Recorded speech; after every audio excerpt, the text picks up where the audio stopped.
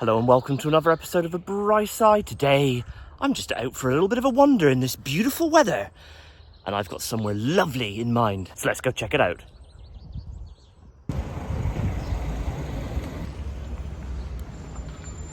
Whew, hot. I don't know why I'm drinking a hot coffee on such a warm day. It's going to get up to about 70, 75 degrees, something like that. So, stay hydrated, got some water in my bag. And where I have procured this, in the same place, I bought a pasty. What a lovely view across the harbour. Water down there, the murky water. Very calm. Got the lifeboat over there, the Penlee Lifeboat. We'll discuss a little bit more on that subject shortly. Penzance all the way over there in the distance. I'm just heaving to on the top of the cliff here at Newlyn because it's so beautiful. I've covered this area before on the channel.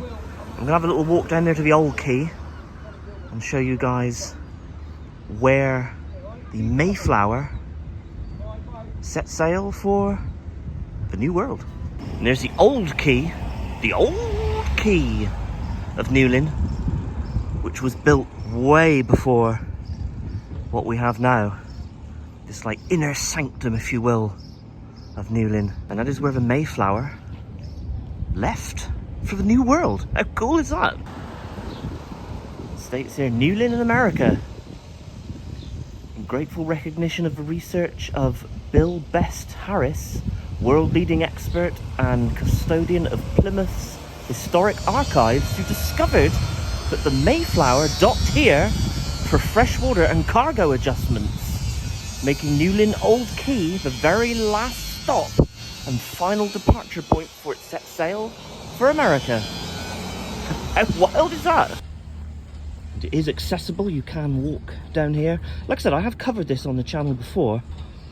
When I had a little stroll around Newlyn a little while back. What I'll do, I'll try and find a link to that video and put it in the description if you want to see my little walk around Newlyn. But there it is, there's the old quay, the old harbour there, where the Mayflower set sail. I assume, I don't know this for sure, but I assume it was on the other side. Well, I don't know, maybe not, maybe it was in the inner bit. But surely, like with a relatively deep draft, I wouldn't have thought it would have fitted in there. I don't know, I'm not an expert. I don't know which side of the quay it was on, to be honest. Let's get a little bit closer. But here it is. The quay, where the Mayflower set sail from. It's wild. Maybe it was this side, I don't know. I mean, this would be the logical side. But I don't know if, like, her draft would have fitted here. Because obviously it's, you know, it's a shallow bit of harbour. You can go up onto the wall. And basically it is just the... Obviously all of this foliage wouldn't have been here then when it was an active quay, if you know what I mean. Yeah.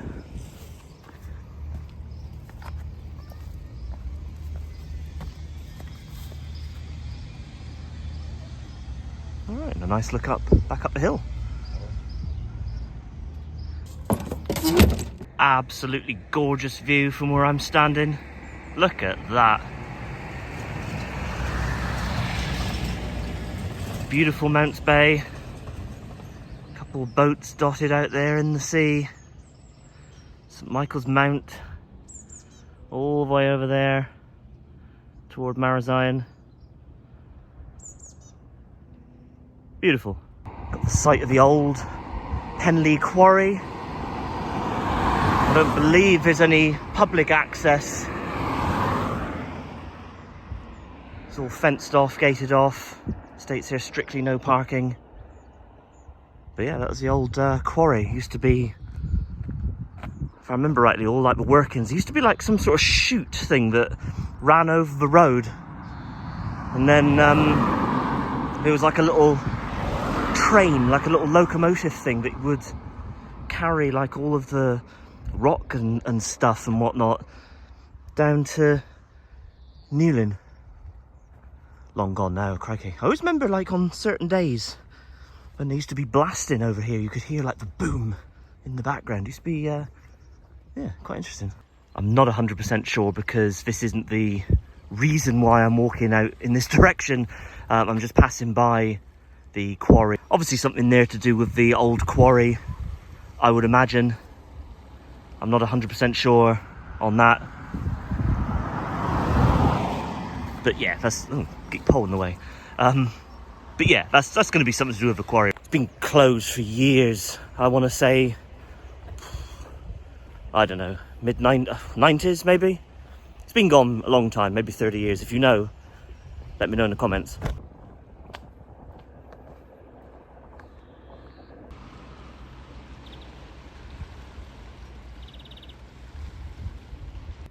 It's not that long a walk from Newlyn to Mowzel, probably about, I don't know, it's about 1.5 miles. You just got to like go around Penlee Point basically, so it's not too bad. But again, on a warm day like this, definitely stay hydrated. Just came across this like mermaid tail shaped sign. States there, Mowzel 1 mile, Land's End 11.5. Penzance 2 miles, Marazion 5.25. There's a bit of info here. States there, this is one of the 1,000 mileposts funded by the Royal Bank of Scotland to mark the creation of the National Cycle Network. That's pretty cool. Yeah, so there you go. Onward.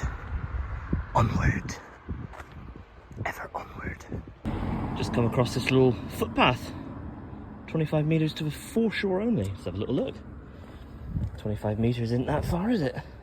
30 yards? Something like that. I almost walked past and I thought, well, I'm here to... my goodness.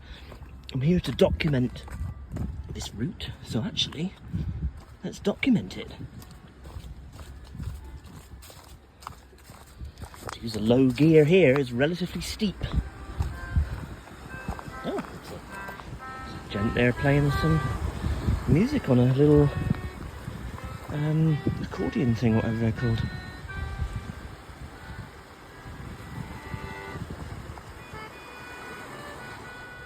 There it is, so beautiful. Penlee Point over there, the old lifeboat station, which we'll pass by in a minute.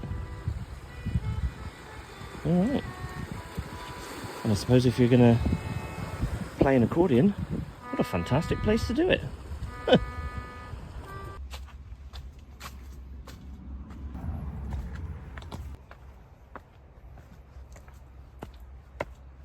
Alright, didn't seem as far as 25 metres. But I assume it was measured, so I guess I assume it's correct. There you go. Not the most attractive of houses, if I'm being honest.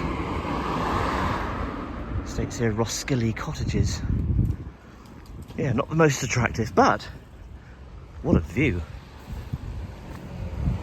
Alright, we've just about reached our destination. People who don't know will just pronounce it Mousehole. But that's not the Cornish way. We say Mowzel. Let's get to Penlee Point and where the lifeboat used to be, and then we'll head into Mowzel properly. Properly? We'll head into Mowzel. You can take the load off here if you wish, and look out onto this gorgeous view of Mounts Bay. Right, we've reached the site of the old lifeboat station.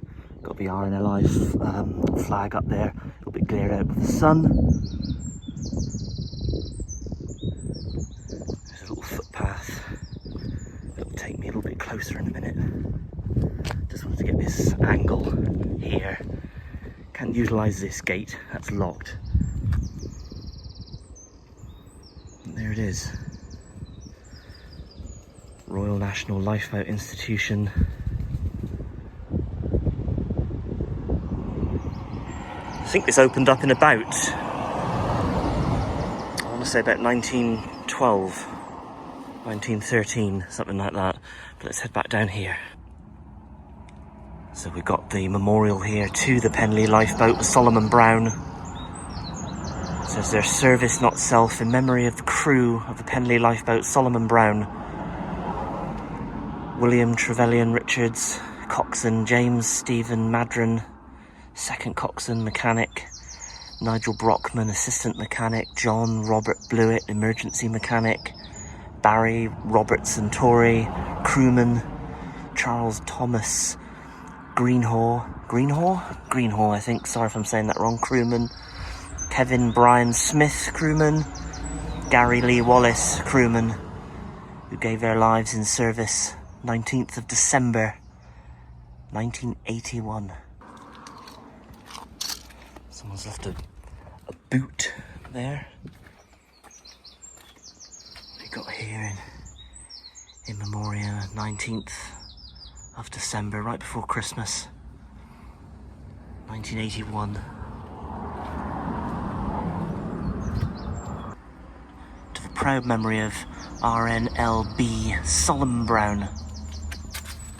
Bit glared out there with the sun, but it says it drives on with a mercy which does not quail in the presence of death. It drives on as a proof, a symbol, a testimony that man is created in the image of God and that valour and virtue have not perished in the British race. Description of a lifeboat by Sir Winston Churchill. Alright, there's the names again of the crew that lost their lives. That's right, yeah, the Union Star was the ship they were trying to rescue. Yeah. Right, oh my goodness, that sun is very bright. And there you got the flag. So you can't actually go down. So this little garden area is just this. Can't go down to the actual lifeboat building, which has been left. We looked at or rather we saw the lifeboat, the current Penlee Lifeboat, which operates out of Newlyn now. But this was where it used to operate from. And I think it closed a year or so after the disaster. So it hasn't operated from here for a long, long time.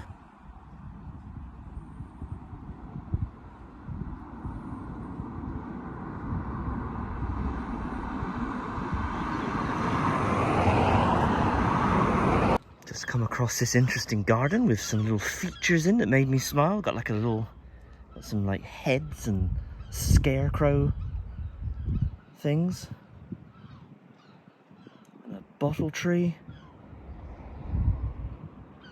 Huh. Interesting. And a skeleton. Lovely view on the brow of this little hill looking down in toward Mowzel. You've got St Clement's Island. I'm pretty sure that's called St Clement's Island. Let me check. Yeah, I stated it was St Clement's Island. I was completely wrong. It is St Clement's Isle. Little congregation of people down there enjoying the water. It does look very inviting, I must say. You've got the Mowzel rock pool. Yeah, nice. Well, it's nice of you two to get out of bed and join me. I think that we were not in bed, but it's very hot and it was too far for AJ to walk in the heat. You alright, AJ? He's exploring the rock. I was going to say, good chat. You alright? Yeah.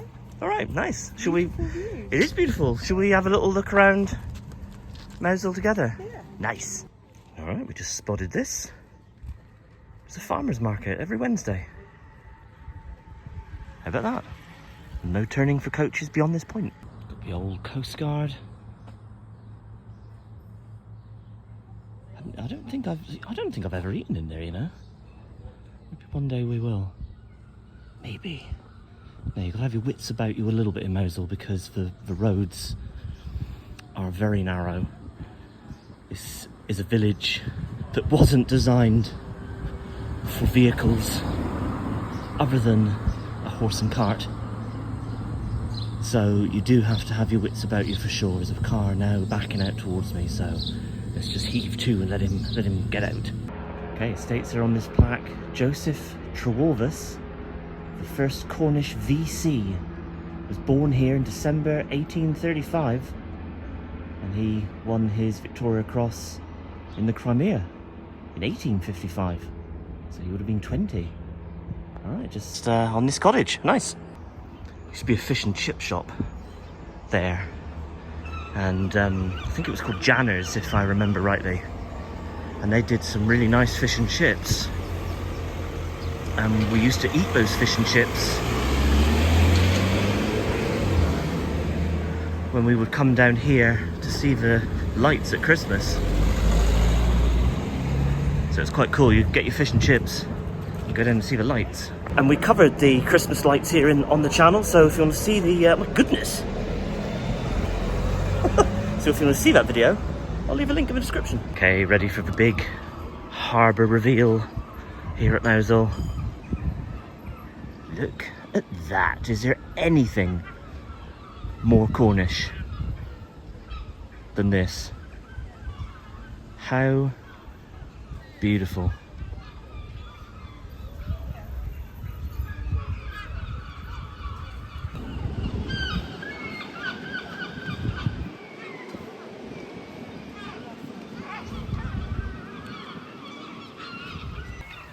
I love these like little nooks and crannies and these little lanes and stuff, but like I said, when you are wandering around, you have got to be careful of cars because you can get distracted while filming, and that wouldn't end well.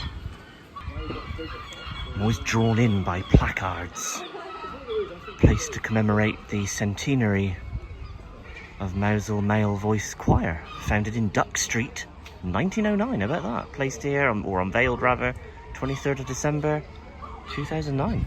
Have a little look up, I was going to say, let's have a little look up Duck Street. Yeah, like I said, this I can't think of anything more Cornish really than these sorts of places. Look at this. These old like fishermen's cottages and whatnot. Nice.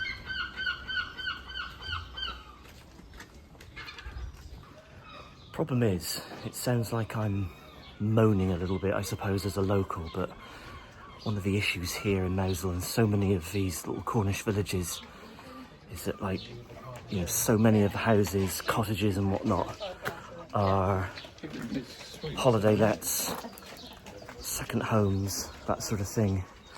And I know it's kind of like, oh, that old chestnut, but it really does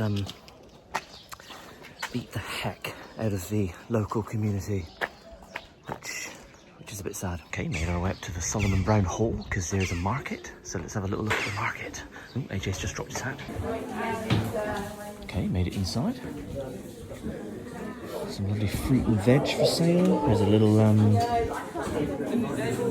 booth there where you can get yourself a coffee or a cup of tea. Looks like AJ's got his eye on a cake. Some delicious treat. What are you looking at, AJ? Which one are you going to go with?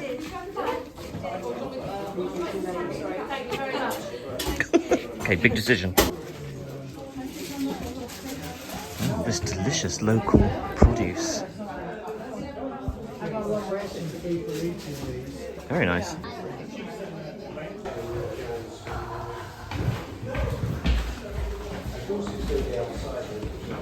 Okay, now down here's a little like memorial to the Solomon Browne, so we'll go and check that out.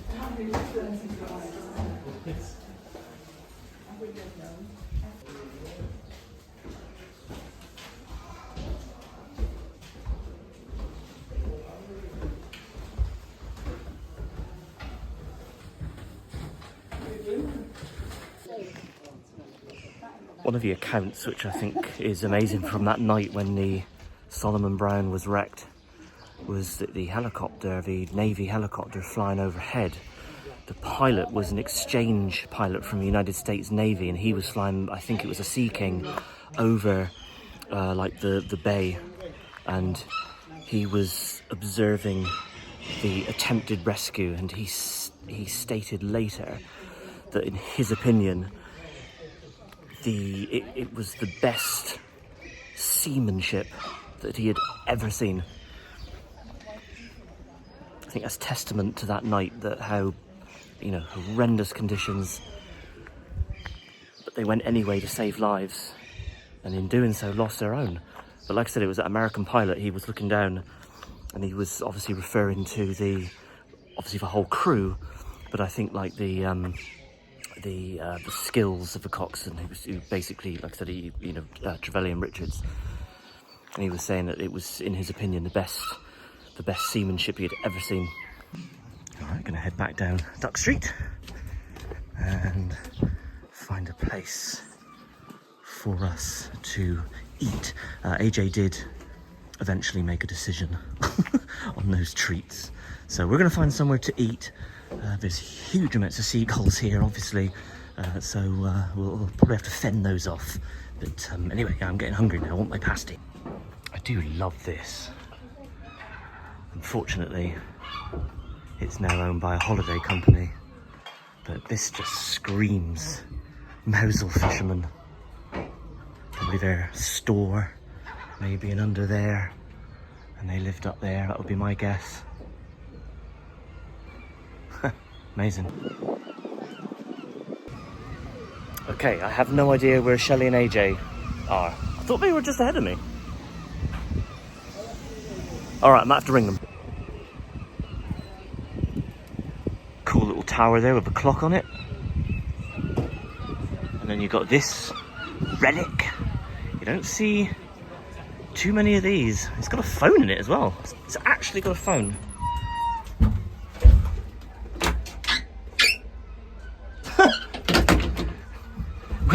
It's got a dial tone. Wow, how about that? It actually works.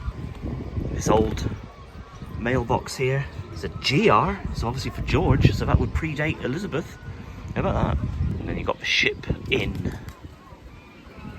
Very old pub here in Mowzel.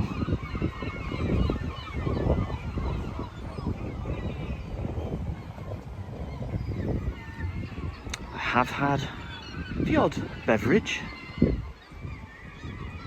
in this establishment over time. I haven't been in there for a long time, actually. I haven't been in there for years. You got here embedded in this wall behind some glass. The Fitzroy barometer. This barometer was originally loaned to Mowzel in 1854 by Admiral Fitzroy, a car right behind me. Like I said, there really isn't much room here. Its purpose was to provide data to the Met Office to improve storm warnings, but also to give the fishermen of the village, warning of pending bad weather in an attempt to reduce the loss of life so common at the time. Alright, there you go. A barometer dating from at least 1854. Beautiful Mowzel. We'll have a little walk around there in a minute.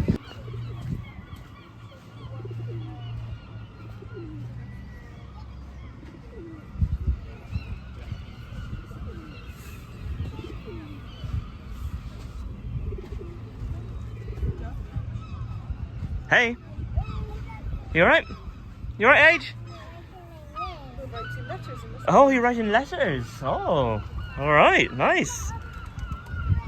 Let's hope that these seagulls stay away from my pasty. Right, what we've decided, because it is now getting quite hot, it's a little bit too toasty just to sit here for any length of time eating our lunch. So what we're going to do, we're going to go up those steps, and it looks relatively shaded along like the harbour wall up there, so that's kind of like our destination. So we will consume the pasty up there. I don't know what Shellbell got actually. I think she got like a little quiche or like some sort of flan from that little farmer's market earlier on, that market that we were at a minute ago. So yeah.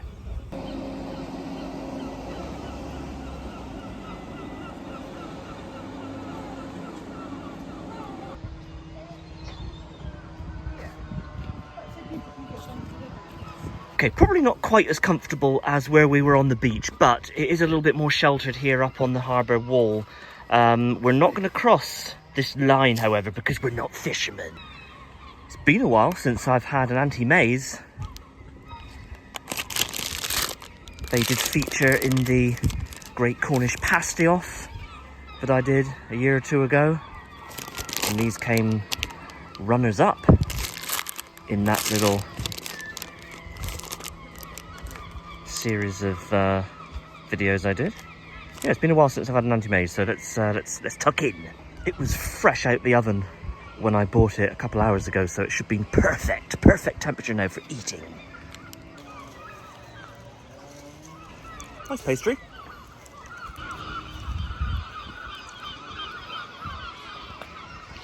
It was alright. But what a view, what a place to eat a pasty. The home of Dolly Pentreath, reputed to have been the last speaker of the Cornish language. It was rumoured she could speak a little bit of English as well, but she famously refused to speak English. She chose only to speak Cornish to family, friends, whatever. And I think there's a bit of a misconception that people believe, you know, people think, oh, she was the last speaker of Cornish. I mean, that doesn't make sense, because who would she speak to? So other people of the era could speak Cornish, it's just they could speak English as well. And I think the point is that Dolly Pentreath probably could speak a bit of English, but she was like the last speaker where Cornish was her first language and a little bit of Pidgin English was her second language, which again, she had allegedly refused to speak. Interesting. There are lots of people bringing back Cornish now. You see it. A lot more sort of like heritage money is being put into it because it should be brought back. I mean, I doubt it will ever become a living community language again. I think it's too late for that. But it should be revived to a degree and as best as possible, because at the end of the day, it is one of the things that helps to define what it is to be Cornish, to have our own language.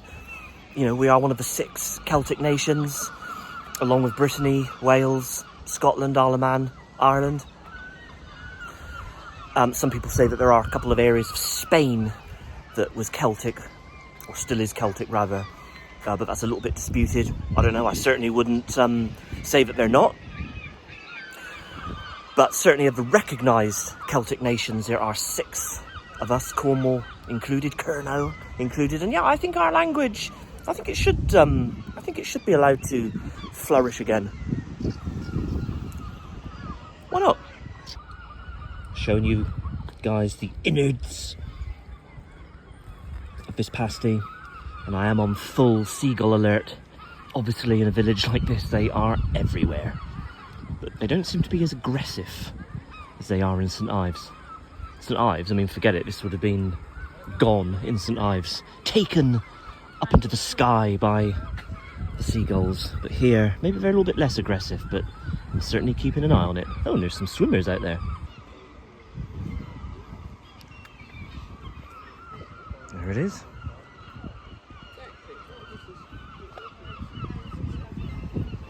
Little boats there can make their way out of the harbour. And that's St Clement's Isle out there. About 300 or 400 yards off of the coast.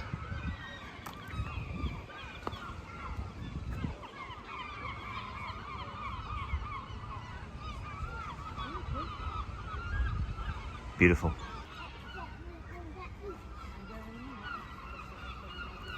Good to know.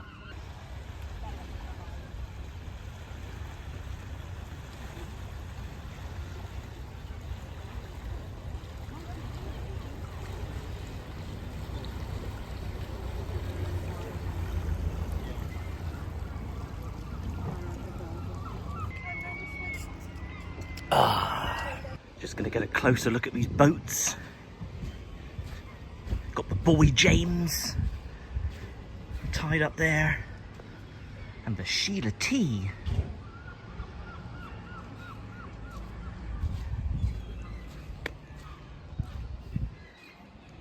Nice little boat there. See its little propeller and rudder. PZ76.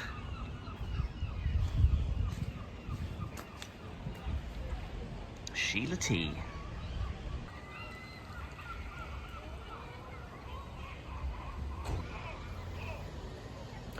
I feel that this could be the potential of a thumbnail.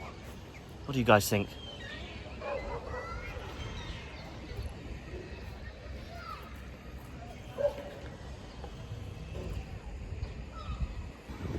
Zephyr. Looks like the little Halcyon.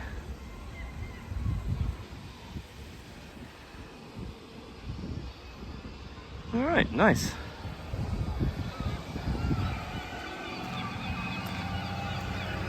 Right, let's head back up to the top there, meet up with Shelley and AJ.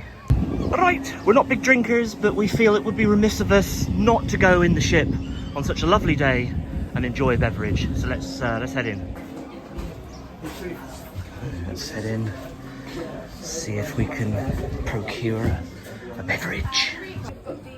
AJ there looking like a little old man sat at the bar.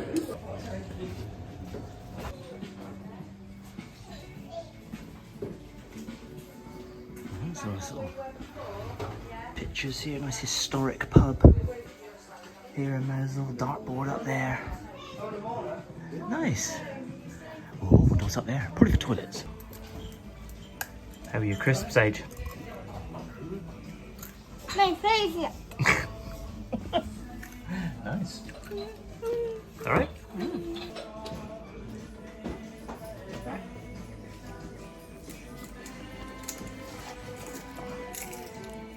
Do you quite like a Korev? You don't know because you don't. I don't know. Like, no. It's been years since I've sat in here and had a beverage.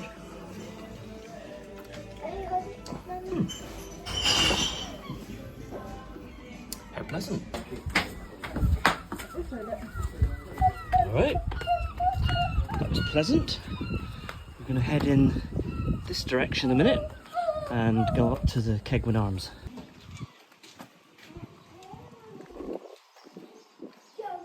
Got these cones in the way. But we can walk past them, we're not as wide as a car. Alright, there we have it. Kegwin Arms, as was. Used to be a pub during the 1500s when the Spanish raided Mounts Bay. They burned Mowzel, Pole, Penzance and Newlyn down to the ground. But the couple of like religious sites like St Mary's Church in Penzance was spared, or the chapel it would have been then. That was spared. This was spared because allegedly, I think the Spanish used it as a headquarters, something like that.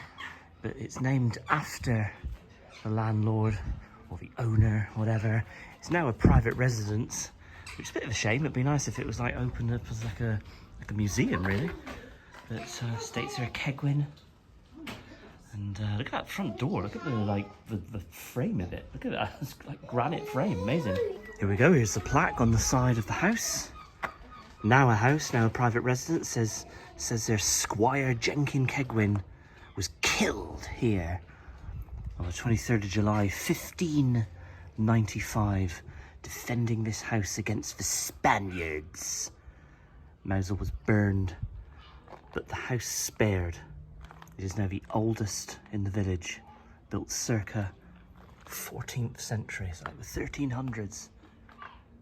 This was built. Amazing. Amazing to think of, like, the history, like the Spanish soldiers would have utilised this. I believe that's why it's spared. I believe I'm right in saying that it was spared because the Spanish used it as, like I said, a bit of a headquarters and whatnot. But yeah, there it is, the old Kegwin Arms. And then just up in this direction, we see some more very old cottages.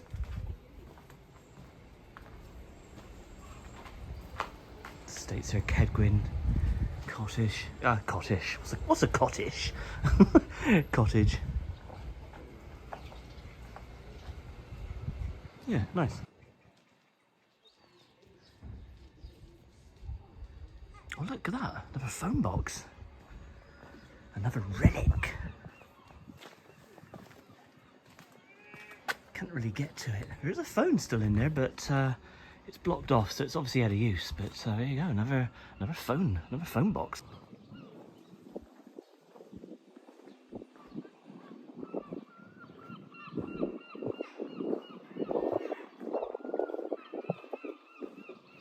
Old mailbox there.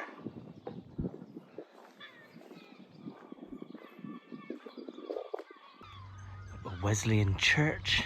AD 1905, obviously built way after the Spanish were here.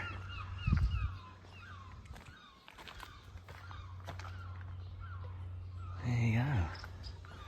Doesn't look like it's open unless the entrance is in the other side.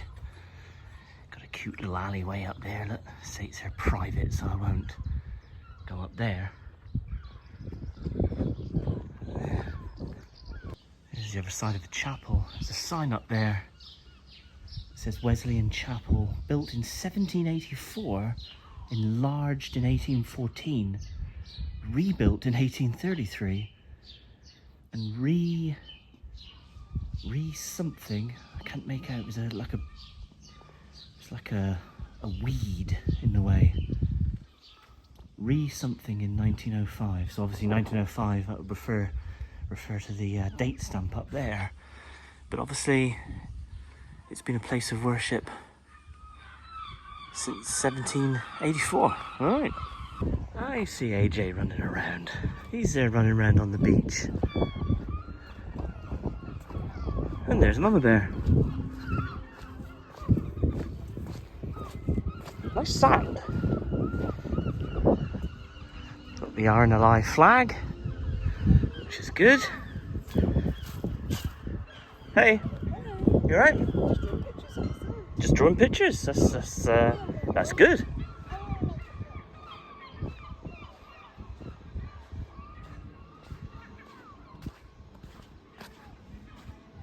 The Red Admiral, that boat is called.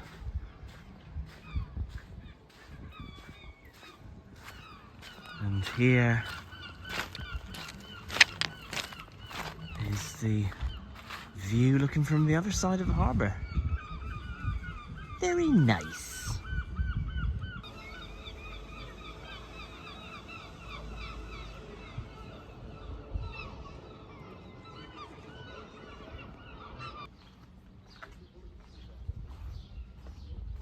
The shape of this roof, how old this roof is, all like, you know what I mean? I think the camera can pick it up.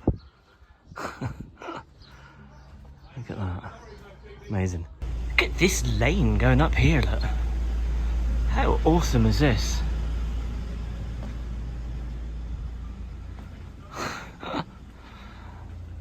It's funny, I've been to Mowzel scores of times in my life. I've walked around it loads, but you always find something different amongst all these little alleyways and whatnot.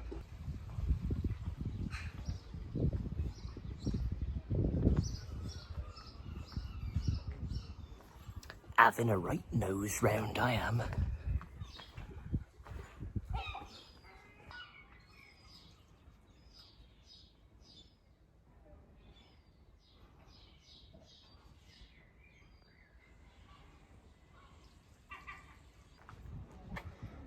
Another significant building here in Mowzel, the Kegwin Arms just there, and right here, plaque that says, "Here lived Dolly Pentreath, one of the last speakers of the Cornish language as her native tongue.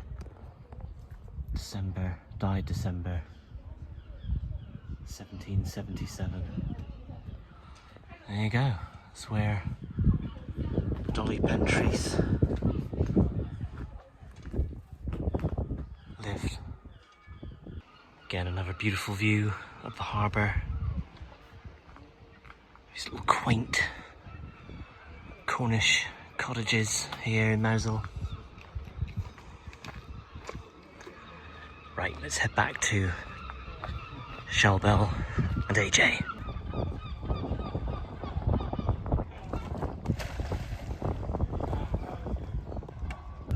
We're going to leave the video there. I do hope you enjoyed it. Thank you, as always, for watching. Highly recommend popping out to Mowzel if you've never been here before, or if you've been here many times. It is a beautiful, beautiful place to visit. Don't forget to do all the usual YouTube stuff, like, subscribe, smash the bell. Check us out on all of our socials at The Bright Side. So from us to you, cheers and God.